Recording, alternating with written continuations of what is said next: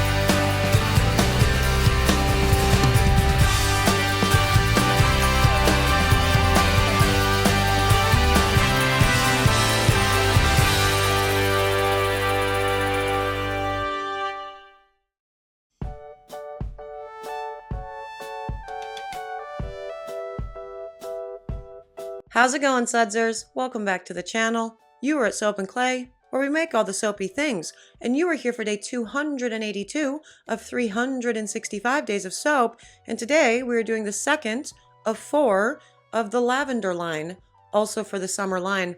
Now, with lavenders in general, I've talked to you about how I don't really like lavender scents, but the reason why I decided to do this line is because a number of you recommended some beautiful lavender blends from a number of companies, and I bought them all.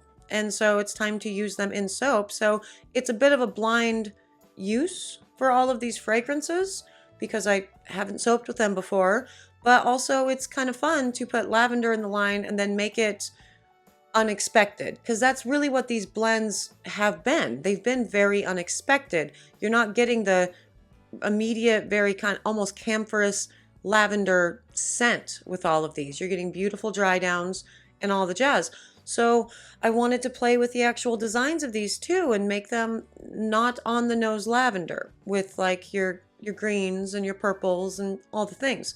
So we're continuing on with that, and we are continuing on with essentially doing a like an in the pot pour, put whatever. So we're actually doing this a little bit different, and it's going to be an in the mold pour to see if we can get some better rings in the design that we did yesterday, using again different scents, different colors, different all the things. So let's go to the video and see how I fared.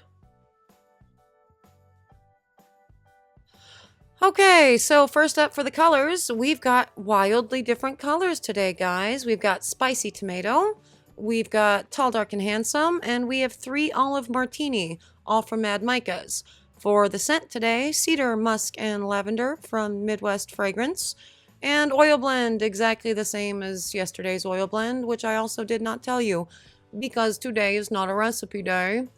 And also, I don't have my bucket of Lots of Lather, my new Lots of Lather blend, my big bubble blend in front of me.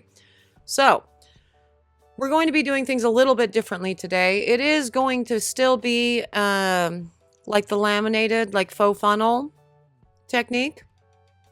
But instead of building the funnel in the actual Pyrex, I am going to build it in the mold to see if I can get, more rings and lamination. Now I am dumping in 4 tablespoons of kaolin clay into this batch, which makes 12 standard size bars of soap. So all of that, the clay is dispersed in water, and then it is dumped into the entire batch. And then I pour it out into the 3 separate containers. Now, when you are doing clays this way, you are running the risk of your colors getting more pastel. And I have discussed that, before on the channel, but somebody also did bring up that maybe I should do a deep dive or maybe an FAQ on different colorants, what they do, how you use them.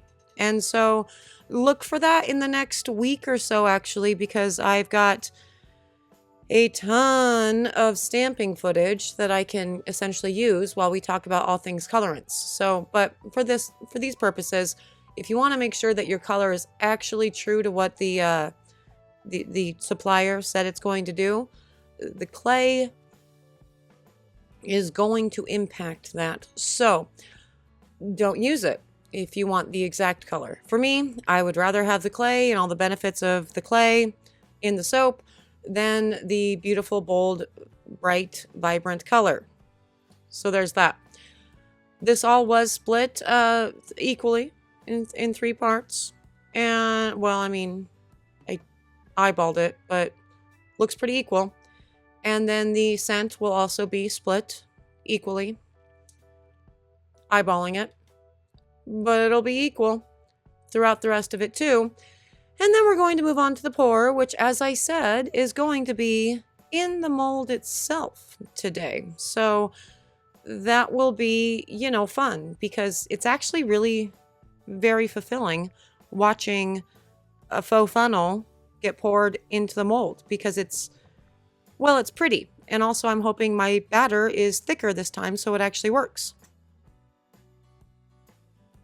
Okay, and on to the pour, and I'm not propping up the far end of this mold in any way, and I'm just doing like a 4 count with each of the colors, just alternating between them with all of this. So pouring the soap batter reasonably equally into the mold over and over again at the end of the mold, because that's how I did yesterday's, except I built the faux funnel in the Pyrex itself, and then poured it in. Like, you get it. That happened. Interesting colors to be using for lavender, but this cedar musk and lavender, a very interesting scent. And so it's not an in-your-face lavender. So I wanted to therefore change, the colors and the designs to be something different than what you would, reasonably expect from a lavender soap. And also I just wanted to mess around with some cool pours that I haven't been able to do in quite a while. So that's what we are doing.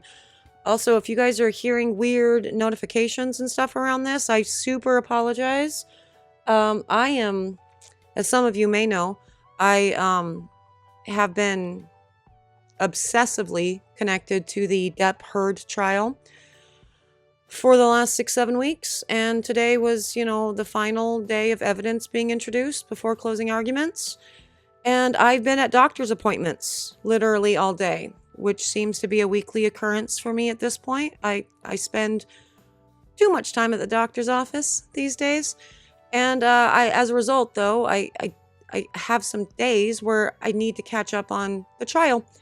And so I'm getting alerts, because while trial didn't actually last too terribly long today, how I'm always griping about how it's weird that there's infighting in the soap world because it's soap and there's really nothing to fight about. And so I find it weird that people still find things to fight about in the soap world. Well, I mean, we're experiencing that within the old law tube community on YouTube. I discovered virtually all of the lawyers that also do YouTube because of this trial, with the exception of Emily Baker, who I've been, following for a couple years. And I will be goddamned if at the end of this, they haven't managed to have some infighting of their own and make things weird and dramatic. And I mean, I guess I get it on some levels. These people all grew in size like crazy fast because of the coverage of the trial or whatnot. But right now, while the evidence is done and court has been not in session for several hours, there's apparently some sort of drama that I need to catch up on to anyway, whatever. So what I'm saying is, if you're hearing alerts, I'm very, very sorry, because that's just all of the things that I haven't listened to, yet today. But yeah, look at this. Wasn't it cute? All the things. It was super cute. I know. It's very satisfying to watch all this, and the batter was definitely thick enough to do this, and to, looks wildly different. Isn't that awesome? I'm gonna mess up the top. I'm gonna do the thing because I can't not skewer a top. So there I am, skewering the top. Stop. Sorry. That was an alarm. But yeah, no, I can't not mess up the top, but that will be C-popped and gelled, and let's go check out this cut.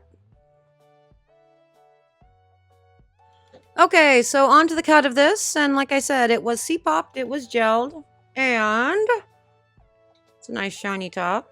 I like it. No signs of cracking on the top. No, still no signs of cracking on the side. And let's see what this pour did. Let's see if it made it, different than the last one. Oh, and it did. How cute is that? Gotta tell you, I'm not in love with this particular kaolin clay, because like yesterday I said that I don't hate the chunkiness of the undispersed kaolin. With this particular, I kind of hate it, and I guess probably that's my fault, because I should have paid more attention to whether this is kaolin that needs to be dispersed in water or oil. I disperse everything in water. I don't quite understand why there would be clays out there that need to be dispersed in oil instead of water, but there it is. I don't like how hard it is to actually disperse the clay. This is not something that I've ever experienced with any other clay supplier, and so probably for this kaolin clay that I have right now, I'm probably not going to order from them again. But also interesting, you see the first couple bars of this, they had that cool, funnel laminated, effect, and these ones don't. And so I guess that's an important thing to think about when you are selling online, and what you want to do for your business is really take a picture that best represents the entire batch. So the picture that I would take for this particular batch would not be the first couple bars that had those really cool, patterns, because that's, as you can see, that's not what the rest of these soaps ended up doing exactly. So, pay attention to that, because you don't ever want to be accused of, falsely advertising, because you never know. People might actually be buying your soaps for the design. So this is probably the soap that I would use for the picture for my website, because it best represents, the batch as a whole. But, that's day 282, the cedar, musk, and lavender. And there they are, the second of the lavender bars. And yeah, very cool. Way different than yesterday's pour, for sure, both in the way that we did it and the sort of success rate it was to kind of layer the swirly swirl bits. And I like it. Every single one of those bars, wildly different. Make sure when you're putting them on your website and all the things that the bar that you're photographing is the best representation of what the entire batches are going to be. And so while I did have a couple bars that were just very perfectly laminated and looked awesome, most of them had bigger splotches of, like, the greens or the whatevers, and that's the actual representation of the batch itself. So that's the picture that I'm going to take for the website, because we don't want to ever be accused of false, advertising and misrepresenting our products, for sure. So yeah, these ones are actually really beautiful. They will be on the website probably not until June or July, just the way that I'm kind of staging out the website right now. So, we'll see. I might get them up earlier if everything else sells out when we get the website up and running and all the jazz. But for now, it is what it is. At soapandclay.com, they will be available at some point, but definitely not until the rest of the soaps are done anyway. And we've got 2 more and probably some bath bombs. So there's that. If you're interested in seeing, what I do for the rest of these pours, because I do still want to be playing with kind of this laminated swirl thing. Somebody's going to have to give me a name for all of this because I'm sure it's already a named pour. Subscribe. That would be excellent.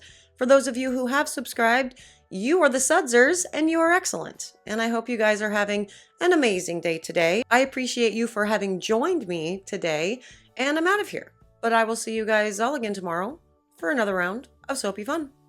Bye.